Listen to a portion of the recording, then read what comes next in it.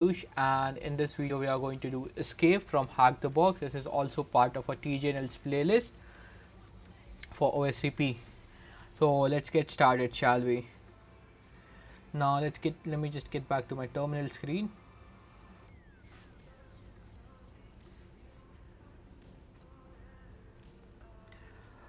I will start with an nmap command. Cat nmap.nmap.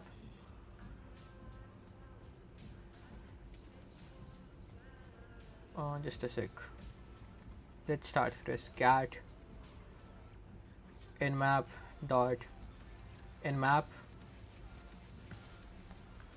So up here we actually started with an nmap command.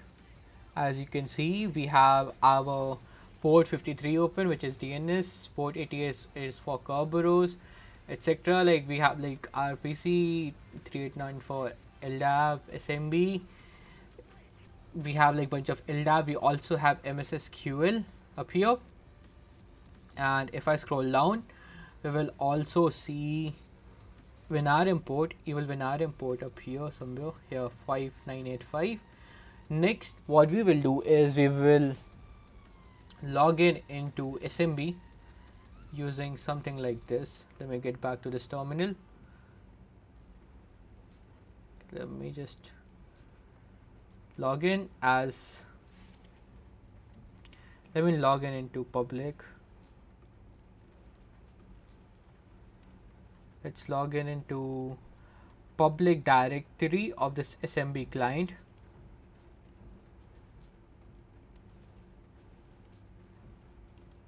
Let me just hit enter.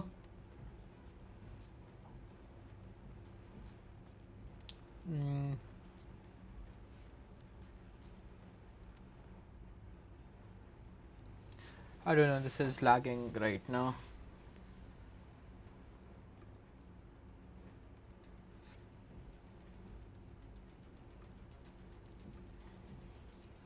Is my Twitch stream lagging? Yeah, my Twitch stream is indeed lagging, but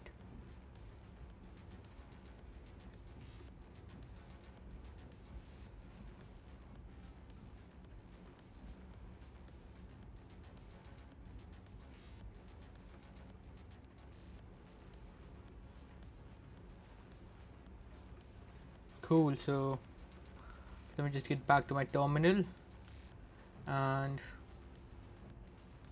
let me get that real quick. So we will start by listing SMB first. We can see there's like public share and there are like bunch of other shares, but technically we should be able to access at least the public share anonymously. So let's do that. Let me copy the IP and do public. I think it should be this way.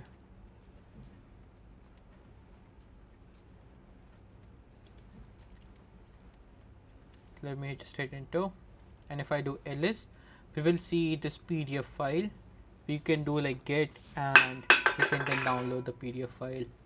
I have already downloaded that PDF file, and if we read and scroll down a bit, we will find a new user called public user and has a password of guest user can't write. So we will copy this, and this is for an SQL database, by the way. So we will copy it and then we will log in into an SQL database using that. So let me just pull that up now. We'll just exit from here first. Let's see if I have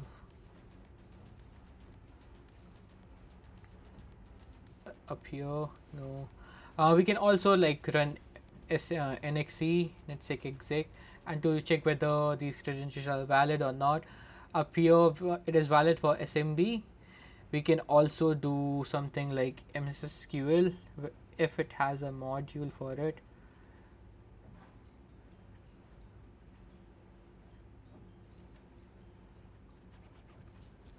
Login failed for SQL guest, please try again with localhost. Okay, but this credential does work for us, so I'm gonna skip that. Exit first.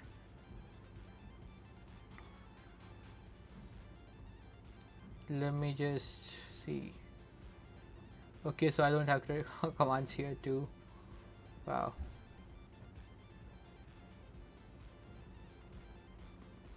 Where did I run it? Oh wow. Anyways, like we will simply do this here now. Impact it MSSQL client, and then we will do public user dot guest user can't write at the rate our IP of the domain controller 129.4.19. We will hit enter.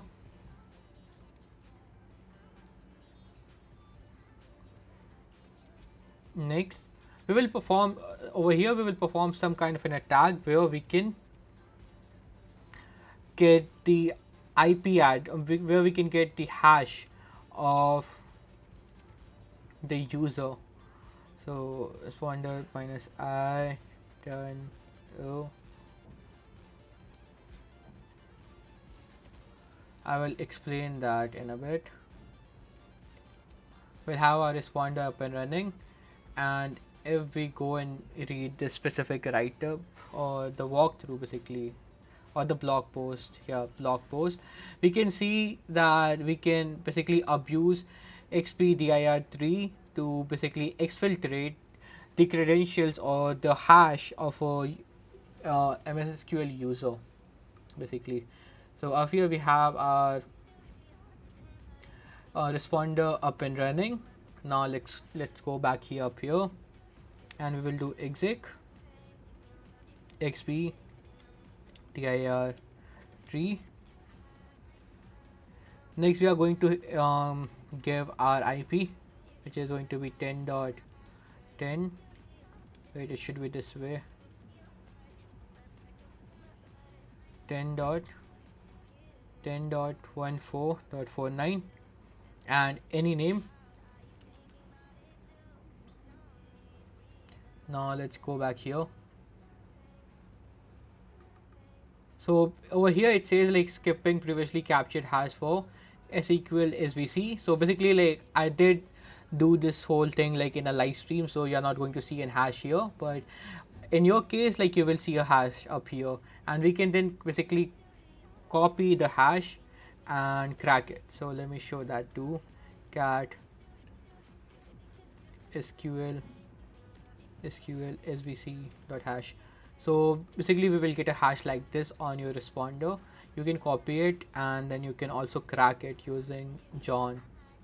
So we can do John, then word list equals to user share word list rock.txt, and then you can do SQL svc hash, and it has been already cracked, so I have to do show, but just a sec.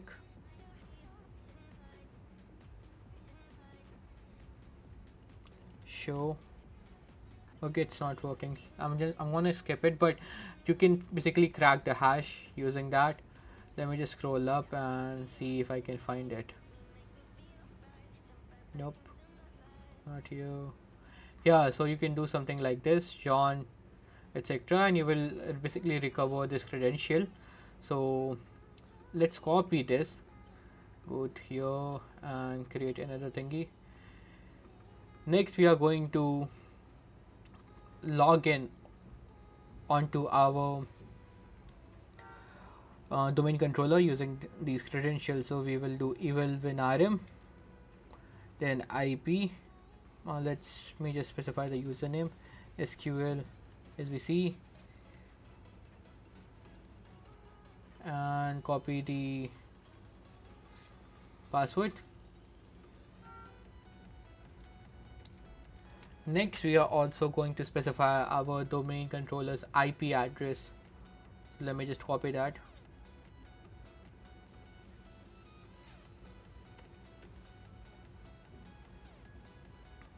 Have to specify -I flag, and we can do who am I, and we were able to log in onto this Windows server. using this credential, and we're able to log in as like SQL SQL SVC user. Next, we can do something like this. We can run something like Lasagne. Lasagne is a tool which can help you find credentials on a Windows machine. I haven't actually ran it on a live stream, but I did found a password on a log. So yeah, like Lasagne was not able to find a password, but we can go to the basically the root directory, then do dir, and up here we can see SQL server. So we will cd in here, cd SQL server.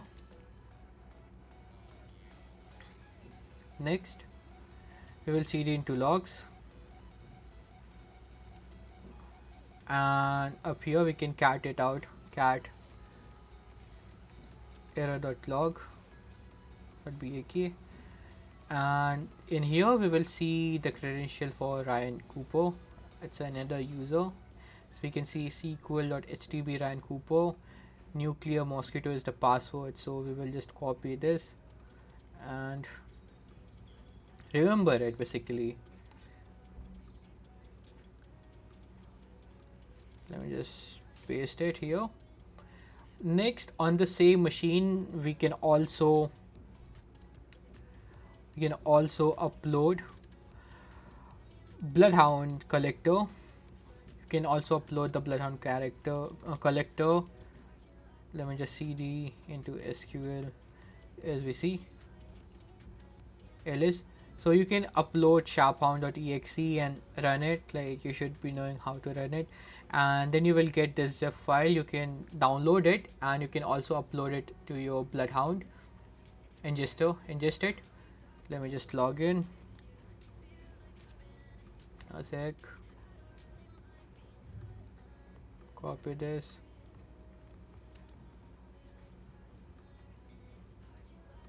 my login failed. Oh, admin. Next, we will now search for our current user, the current user which we got, which is Ryan Cooper. And if we go to outbound object control, we can see like there are a bunch of like certificates, right? And if we click on enroll in any one of them and try to read it, the group domain user SQL HTTP has enrollment rights against the target node. User signature SQL.htb. Target node may be a certificate template or of an enterprise.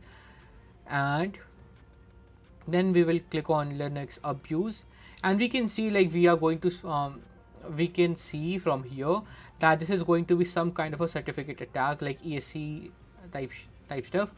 So we will go and Google about certify.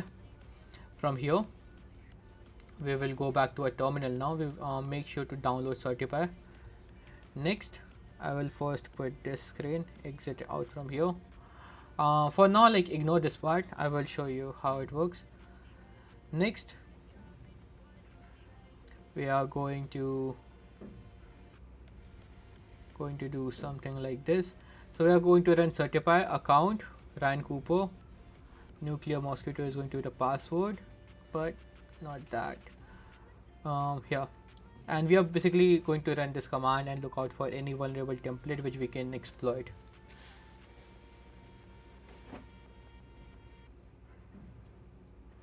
We should get our output like in a minute.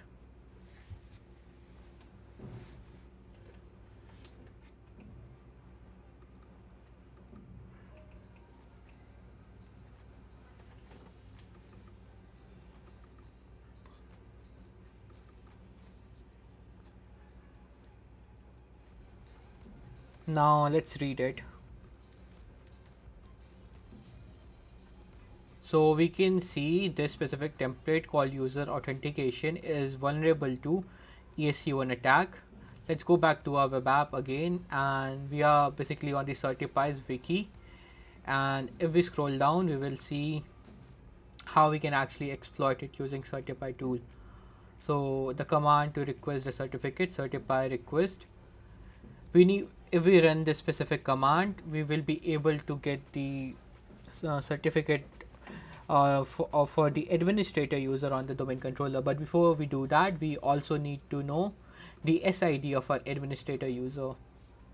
We can do that by this command.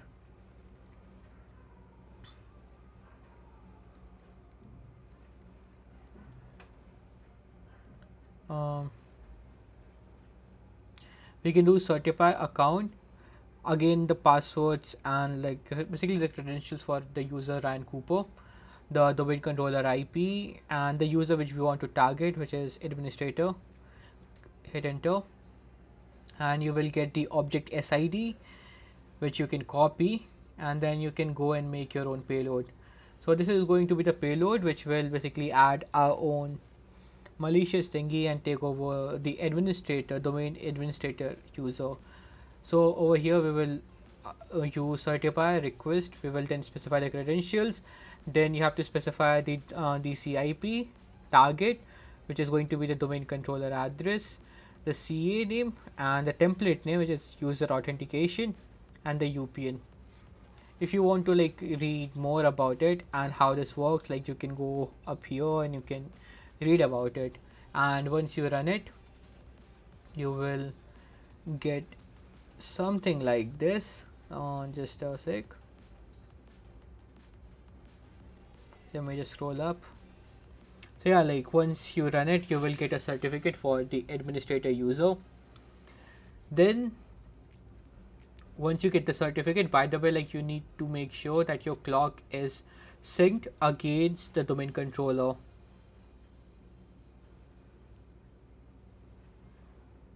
So let me just scroll up. Then you will basically like we will run the certified tool again, certify auth pfx, and we will give the pfx file, the certificate file, and we will also specify the domain controller IP address. With that, like we will get the password hash for the domain controller administrator user, which we can use it to log in, on the domain controller as administrator, as we can see up here. So yeah, this was a very quick walkthrough for this specific machine. If you want to view the whole detailed version of it, like how the whole approach, which took me about 2 hours, you can go and watch the full live stream if you want to. But this was a short recap of the whole thingy. So yeah, thanks for tuning in, guys, and I hope you have an amazing day. Unfortunately, we don't have enough time to actually explore Adaptix C2, but we will indeed explore it in our maybe next live stream. So yeah, thanks for tuning in, guys, and have a wonderful weekend. Bye bye.